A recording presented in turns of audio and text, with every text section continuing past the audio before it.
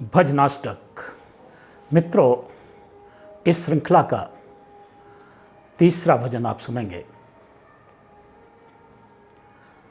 भजन है पग द्वय चल हरि भजन जहाँ। अर्थात हमारे दो पैरों का मूवमेंट उधर हो जिधर प्रभु श्री राम के आदर्शों का पालन हो रहा हो,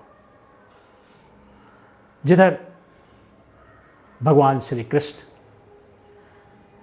के नाम का गुणगान किया जा रहा हो, उनके आदर्शों का पालन किया जा रहा हो।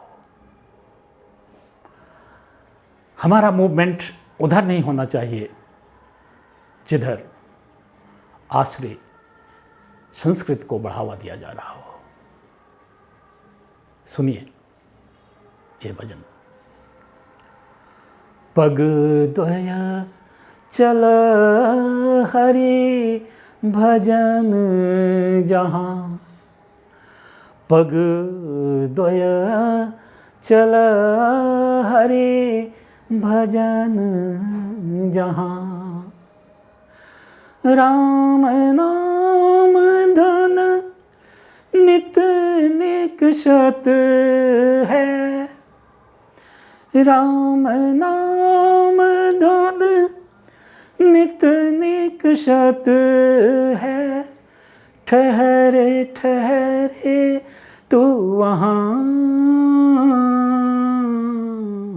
पग द्वय चल हरि भजन जहाँ, पग द्वय चल हरि भजन जहाँ।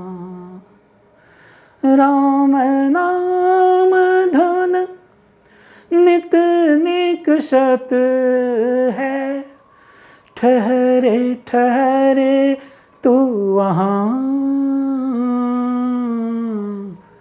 पग द्वय चल हरि भजन जहाँ, पग द्वय चल हरि भजन जहाँ। जिनके संग कुमति उपजत है, जिनके संग कुमति उपजत है। ठहरे नहीं तू वहाँ, पग द्वय चल हरि भजन जहाँ, पग द्वय चल हरि भजन जहाँ। कृष्ण नाम जहाँ नित विकसत है, कृष्ण नाम जहाँ नित विकसत है। ठहरे ठहरे तू वहाँ, पग द्वय चल हरि भजन जहाँ, पग द्वय चल हरि भजन जहाँ। जिनके ओर अज्ञान बसत है, जिनके ओर अज्ञान बसत है। ठहरे नहीं तू वहाँ, पग द्वय चल हरि भजन जहाँ, पग द्वय चल हरि भजन जहाँ। जिनके ओर अभिमान बसत है, जिनके ओर अभिमान वशत है, ठहरे नहीं तू वहाँ, पग द्वय चल हरि भजन जहाँ, पग द्वय चल हरि भजन जहाँ, पग द्वय चल हरि भजन जहाँ। मित्रों, गीता में भगवान श्री कृष्ण दैवी और आश्रय संपदाओं का परिचय देते हैं। 16वें अध्याय के 5वें श्लोक में भगवान श्री कृष्ण कहते हैं, दैवी संपदि मोक्षाय निबंधा या शुरी मता, दैवी संपदि मोक्षाय निबंधाया शुरी मता, मां शुच संपदं दैवी माभिजातोषि पांडवा। पुनः व्याख्या करते हैं दैवी और आश्रय संपत्ति की। आश्रय संपदा के बारे में कहते हैं, प्रवृत्तिं च निवृत्तिं च जनानां विदुरासुरा, प्रवृत्तिं च निवृत्तिं च जनानां विदुरासुरा, न शौचं नापि चाचारो न सत्यं तेषु विद्यते। यानी असुर जन ये नहीं जानते हैं कि क्या करना है क्या नहीं करना है। उनके अंदर न तो पवित्रता होती है, न तो सदाचार होता है और न ही सत्य होता है। दैवी संपत्ति के बारे में कहते हैं, प्रवृत्तिं च निवृत्तिं च कार्याकारे भयाभये, प्रवृत्तिं च निवृत्तिं च कार्याकारे भयाभये, बन्धं मोक्षं च या वेत्ति, बन्धं मोक्षं च या वेत्ति बुद्धि सा पार्थ सात्विकी।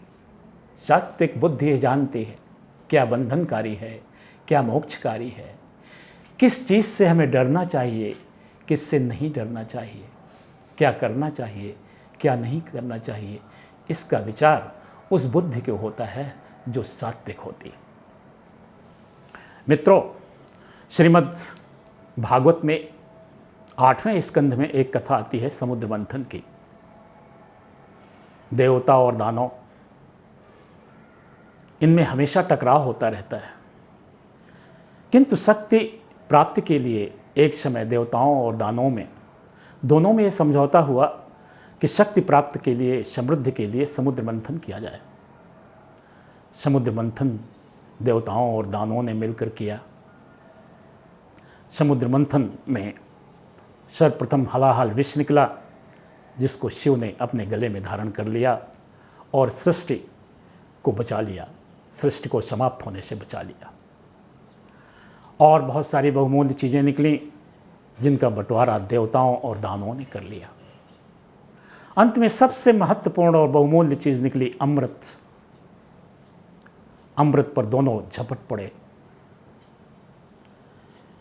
इन सारी गतिविधियों को श्री विष्णु, श्री नारायण देख रहे थे। उन्होंने सोचा कि विष तत्व तो शिव ने अपने गले में धारण कर लिया, किंतु अमृत तत्व यदि दानवों के पास चला गया और उन्होंने इस अमृत तत्व को ग्रहण कर लिया, तब तो सर्वनाशी हो जाएगा। श्री विष्णु एक सुंदरी के रूप में देवताओं और दानवों के समक्ष प्रकट होते हैं। उन्हें देखकर देवता और दानव, उस सुंदर स्त्री के रूप में जो विष्णु थे, उन्हें देखकर देवता और दानव दोनों उन पर मोहित होते हैं और अमृत के बंटवारे का निर्णय करने के लिए उस हरि रूपी नारी को, परम सुंदरी नारी को तैयार कर लेते हैं। भगवान विष्णु चालाकी से अमृत तत्व देवताओं को प्रदान करते हैं, दानवों के हाथ में उसको जाने नहीं देते। पराशक्तियाँ हमेशा सत्य का ही फेवर करती हैं, इसलिए दानवों के हाथ में अमृत तत्व श्री विष्णु ने, श्री हरि ने नहीं जाने दिया। मित्रों, हम आज वर्तमान युग में डेमोक्रेसी में रहते हैं, प्रजातंत्र में रहते हैं, जहाँ शासक कौन हो इसका चयन प्रजा ही करती है। इस प्रजातंत्र में मतदान होता है, मतदान के जरिए शासन और शासक का चयन किया जाता है। आज के युग में प्रजा ही श्री विष्णु है। अमृत तत्व किसे पिलाना है, किसे नहीं पिलाना है, ये प्रजा ही निर्णय करती है। आज आप श्री हरि विष्णु के रूप में हैं, श्री विष्णु का रोल जनता अदा करती है, तो इस अमृत तत्व को पिलाने का निर्णय जनता का ही है। तो इस प्रजातंत्र में हमें ध्यान रखना है, प्रजा को ध्यान रखना है कि अमृत तत्व किसे पिलाया जाए और किसे नहीं। Friends, in democracy we are the distributor of nectar. The people are the distributor of nectar. You have to distribute the nectar. आपको ये जानना चाहिए, we should know what to do and what not. अमृत तत्व किसे पिलाया जाए और किसे नहीं। बहुत ही संभल कर हमें अपने इस अधिकार का प्रयोग करना चाहिए। Thank you. अगले एपिसोड में पुनः हम ऐसे ही एक भजन के साथ आपके समक्ष प्रस्तुत होंगे। नमस्कार।